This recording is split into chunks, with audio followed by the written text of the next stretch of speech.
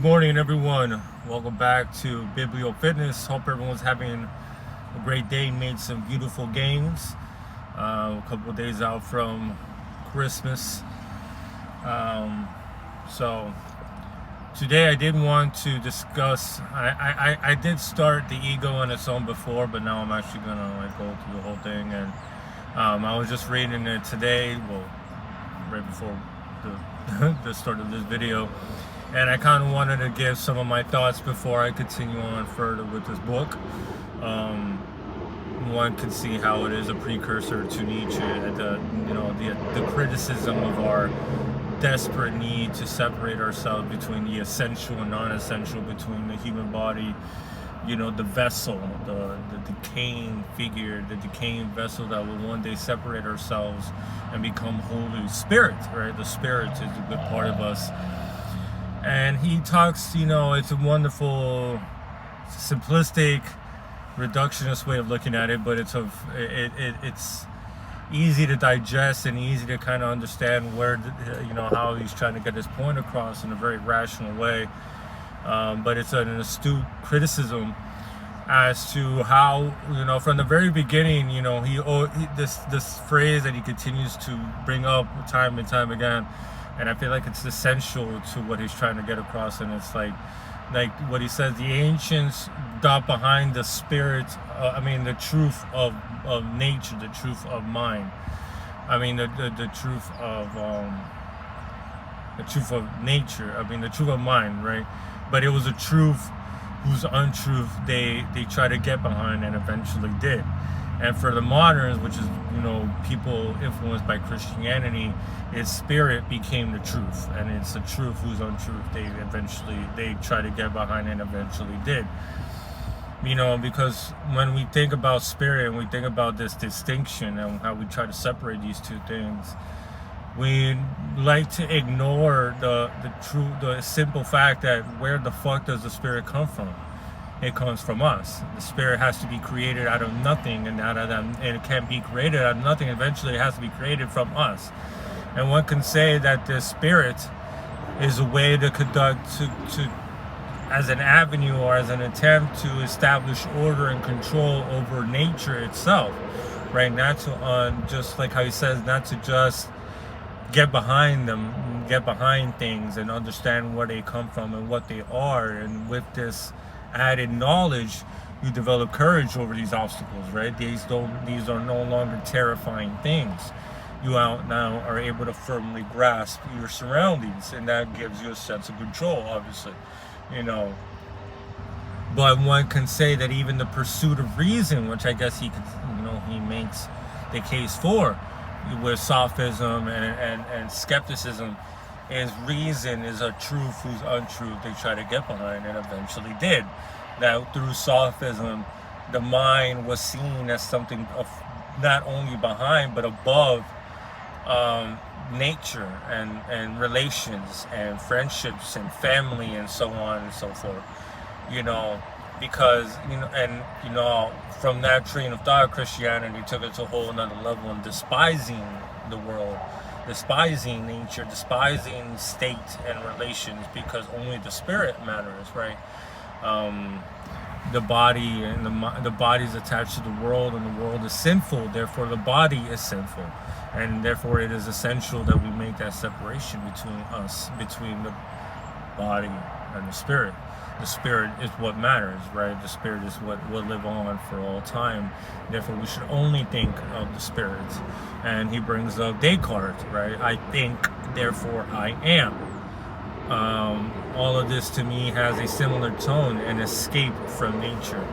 The reality, the real world becomes a shadow. It becomes something that we overlook. It's something that we look at with scorn, because now we are just so conditioned to constantly chase the ideal, constantly chase the abstraction, things that don't exist. And therefore, we will always be disappointed. We will always live in frustration because, we can't centralize it. We have to look at the world this way in order to somehow overcome it. he says that, there is the distinction between the spirit that is feathered still to the world, because, in terms of like Stoicism, for example, it is a mind and body separation, mind and nature. But it's a fight against it, is, being able to draw a shield for yourself against nature, but it's not a way of overcoming it. So there's not an idea that overcomes this nature. There is a transition to free spirits, and he's going to go about this later on into the world of the spirit and what the spirit creates and what is needed to validate what is spirits, and stuff like that. It's one can see how Nietzsche gets inspired by this crazy fucker. Attacking the duality and where this duality comes from, right? How this is the jumps that we have made in order to establish some semblance of control, and try to forget that there is no escape, there is no distinction.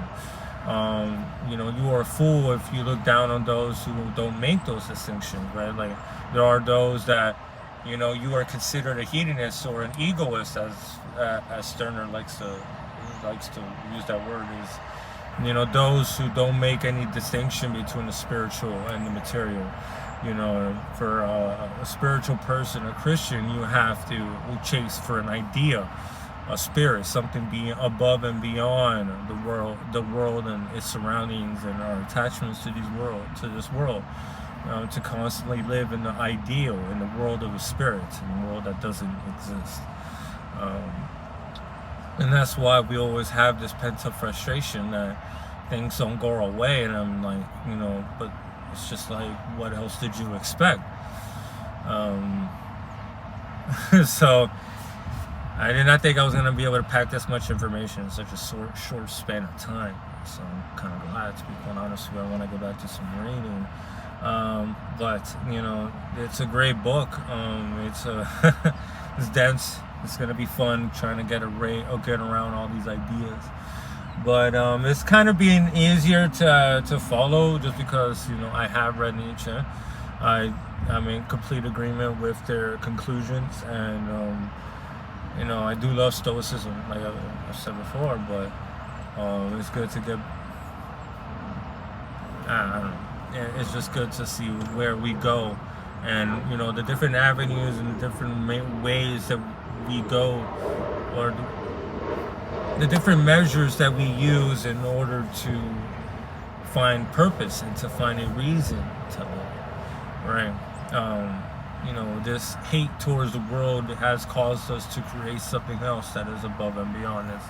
We want to pretend and believe that it's real, but it's not. It's unknown.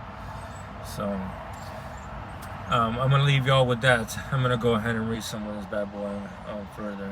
I hope you all make some amazing gains. The gym will be open at 8 in the morning on Christmas, so I'm probably going to just go to the gym tomorrow. I did go to the gym today because I didn't go Friday. I overslept, honestly, so I just went today. Went my lower B, and tomorrow will be upper C, because I'm not going to go to the gym at 8 o'clock in the morning. So, love y'all. I hope y'all make some amazing gains. Hope y'all get some fun reading today. And hope y'all enjoy Christmas and with your family and whoever it is that you enjoy. Or if you're by yourself, teach their own. Love y'all, and until next time. Peace.